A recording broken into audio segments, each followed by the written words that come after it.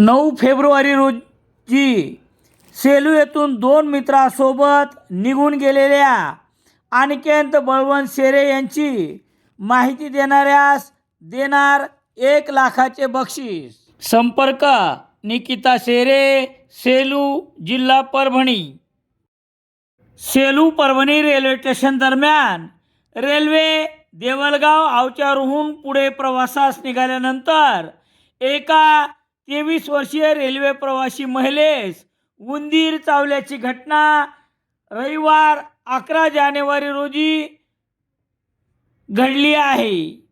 Sleeper Vande भारतच्या जमान्यात सर्वसामान्याची असलेली रेल्वे मात्र असल्या गैरसोयीमुळे नेहमीच चर्चेत असते।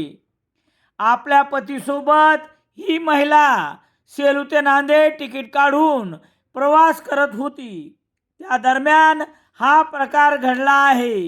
याबाबत समजलेली माहिती याप्रमाणे, मनमाडहून नांदेडकडे जाणाऱ्या मनमाड नांदेड या रेल्वेमध्ये रविवार 11 जानेवारी 2025 रोजी प्रवास करत असताना सेलूहून बसल्यानंतर मानोत रोडच्या पुढे अंगावर काहीतरी वळवळ करतंय असा भास बसलेल्या या महिलेला सीटवर झाला आणि लागलीच झालेला भास अनुभवास बदलला।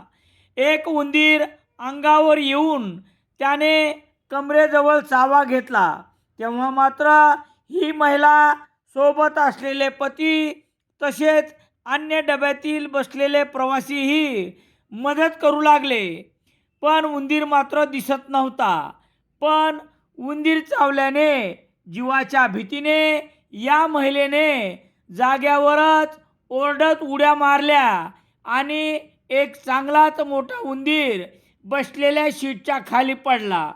या महिलेला नेमका किती ठिकाणी उंदीर चावला हे मात्र कळू शकले नाही।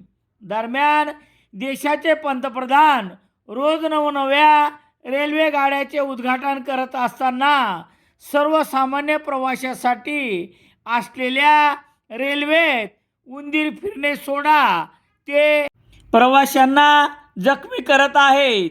हा विरोधाभास रेल्वेची देखभाल करणाऱ्यांना कळेल तेव्हाच स्लीपर वंदे भारतच्या आगमनाचा अर्थ आहे, अशी भावना या घटनेनंतर प्रवाशांनी व्यक्त केली तर नवल वाटू नये। दैनिक लोकसत्ता सेलू शहरात मिळण्यासाठी संपर्क Balaji newspaper agency, bus stand, Selu.